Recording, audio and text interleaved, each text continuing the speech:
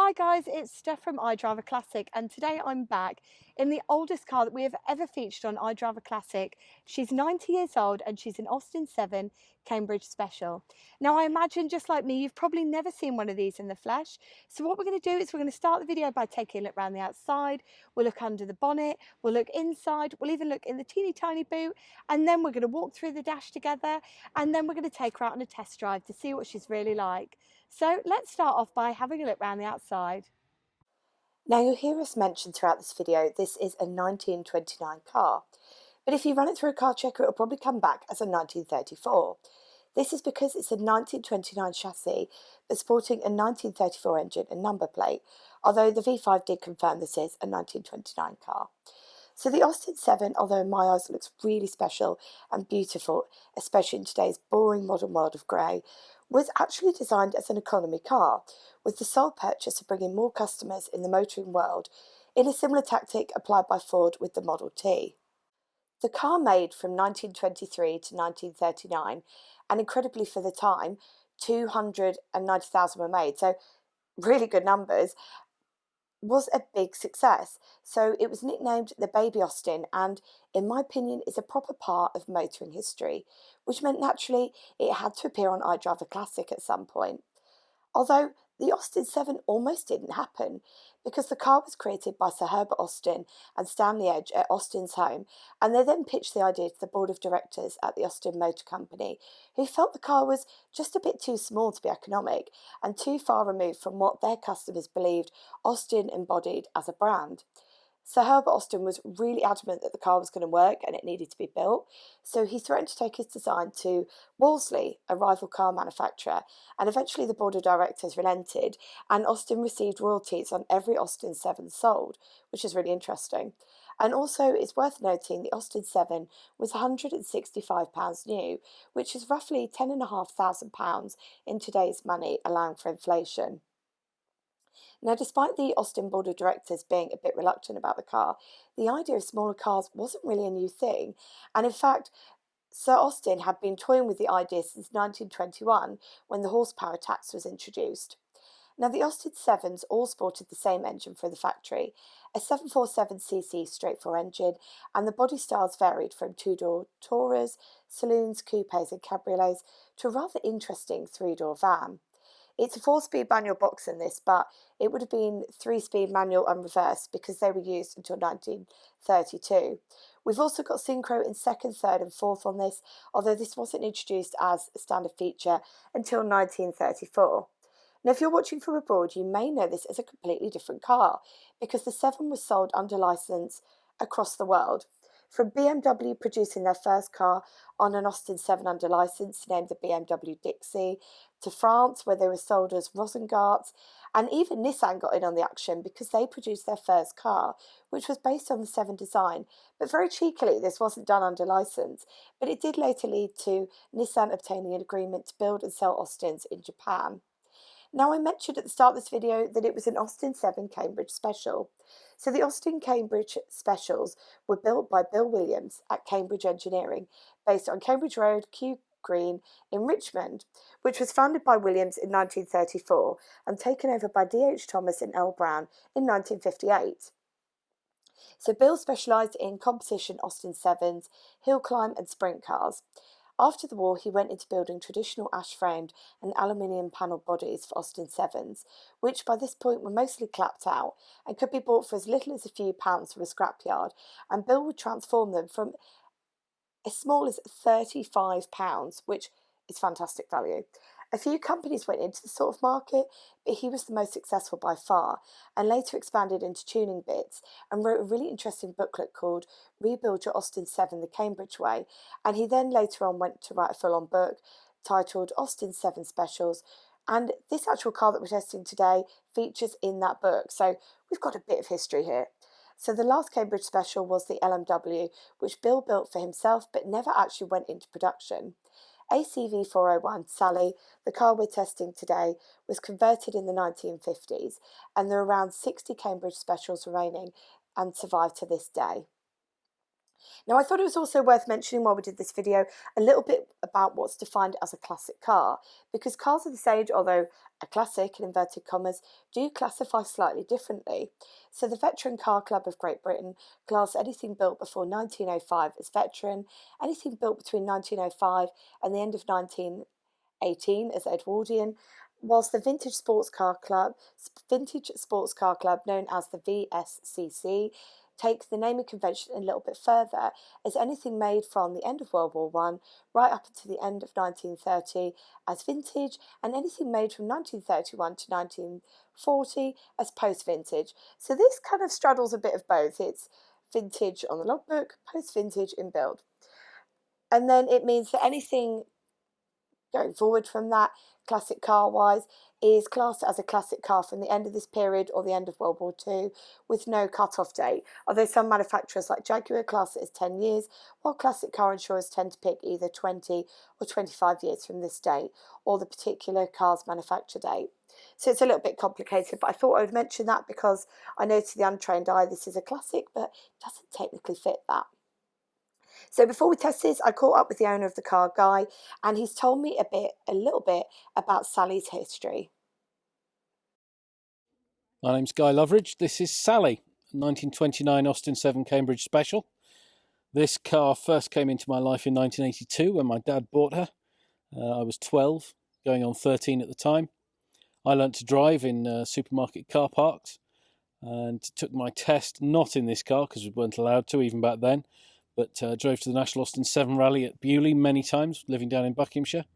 Car left our family in 2005 to go to a good friend, Alan Harris, because Alan had decided with his pension money it was better spending it on something fun than leaving it in the bank, and he'd always wanted a car like this. The deal was that when he'd had enough, he'd give me first option to buy it back, and first option turned up in 2017. So back she came into the family, and we've been enjoying her ever since and hope to have more fun with her this year, but obviously C-Virus has prevented that. The car is quite famous Cambridge Special. It's the one that features in the Austin 7 Clubs Association Guide to Coach-Built Cars as the definitive Cambridge Special, ACV 401, and it was owned by a guy in the 60s and 70s called Peter Kuckler, who raced it and actually won the 1977 Silver Jubilee Hill Climb Series on the Isle of Man with the Vintage Sports Car Club. So she's had quite a life and is about due for her next restoration, but there's plenty of life in the old girl yet. So now that we've had a look around the outside and had a chat with the owner as well, I wanted to take you inside the car and show you what's on offer, because this car is incredible and it feels like we're almost looking into a time capsule having a look at this car, because it's not just all the bits and pieces on the dash and the slight modifications and bits and pieces to look at as well. It almost feels like you're looking into somebody's life story, because we've got plaques up here from different rallies in the 80s, and then as well you've got original features and you've got some slightly less original features too. So over here we've got a Rev Counter. So as you can see, there's some holes over here. A previous owner had the glove box in place there, so this has just been slotted in and it fills a hole because no one wants that hole on the dash. Now over here you've got this light. Now these aren't working at the moment, but instead of the dials being backlit like you would get on a more modern car, these little lights would illuminate the panels so that the driver could see what was going on. We've got a lovely old Smith's clock down here which has been retrofitted. We've got, you guessed it, the choke, which of course we know because it's got the trademark wooden peg on. Now as we come into the middle, this for me is a really interesting detail. So this is controlling our battery, so to speak. So over here you can change it to summer charge or winter, so you just change that round. And then over here as well we've got the lights, so we've got side lights, and there we go. This feels so delicate, I'm just being really careful not to break it. Now over here we've got our starter, so it's a pull start with the car being the age that it is, so we'll talk about that when we start the car back up if you've not seen one before. We've got another dash light over here, and these have got such beautiful detailing on as well. Over here we've got an oil pressure switch, and of course we've got our speedo as well, running from 0 up to 60. You may have noticed as well there is a horn push here in the centre, so that's where the original horn push was, and as well as that we've got gas and ignition. So let me show you ignition. That's just advance and retard. These aren't live or active on the car anymore. They've been disconnected, and this is open and shut. So again, that's been disconnected, so we've got that just turned off there. And there's just so many beautiful details on this car. A couple of points to note, which you may have noted on the walk round, was in fact it's really sad. There was an accident well, what seems like not too long ago between a BMW and an Austin 7.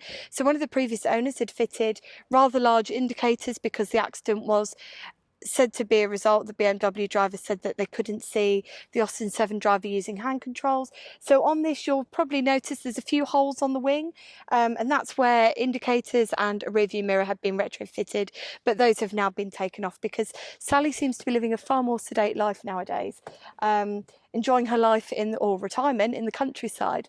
So we've talked through all that, and I also probably should show you the handbrake, which is just down here.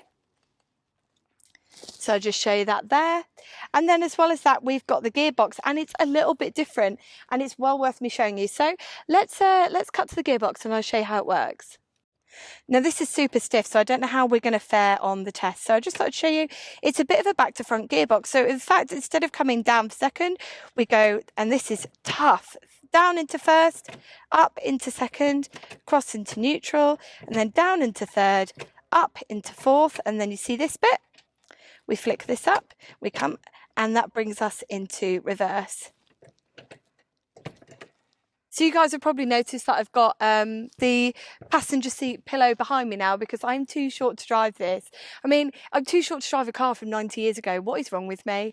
Anyway, let's get this car started up because it sounds really throaty. So we may not be able to talk for the first bit of the video, but don't panic because we'll have a little chat as we drive around. So it's not key start as you were kind of expecting. I was certainly expecting it.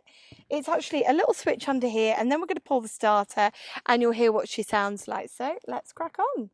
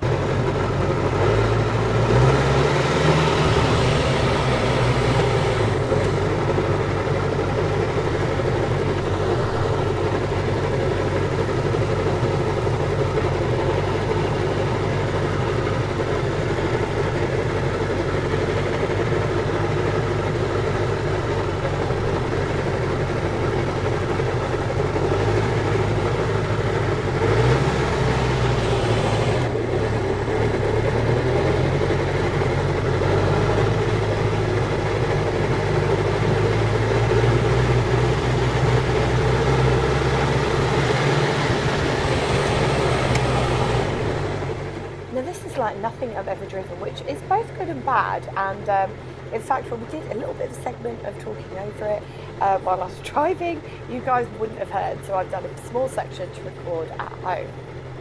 And I think one of the first things that got me about this car was how weird the clutch was. So instead of it being a kind of gradual lift like I'm used to on my car, it was more of an on and off, hence why that section that you probably saw at the start looked a little bit jerky, but once I started to get my head around it, it wasn't too bad.